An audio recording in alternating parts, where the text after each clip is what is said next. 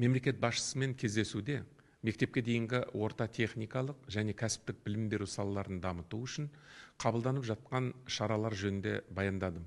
Өткен жылы 29 үш ауысымды 12 апаттық мектептің мәселесі шешімін тапты. Жаңа оқу жылында тағы да 365 мың оқушы орын пайдалануға беру жоспарлануда.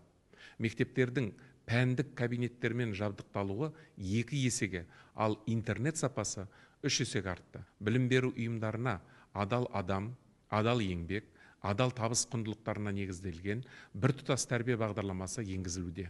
Сондай-ақ мемлекет басшысына жайлы мектеп ұлттық жобасы аясында халықаралық тәжірибелерді қолдана отырып, білім сапасын арттыру, инвестиция тарту, колледждерді бейіндеу арқылы техникалық және кәсіптік білім беру жүйесін трансформациялау, инклюзивті және арнайы білім беруді дамыту бойынша жобаларды таныстырдым. Кездесу қорытындысы бойынша президент Қасым-Жомарт Тоқаев білім беру жүйесін одан әрі жетілдіру және білім беру ұйымдарында балалардың қауіпсіздігін қамтамасыз ету бойынша жүйелі жұмыстарды ұдайы жүргізуді тапсырды.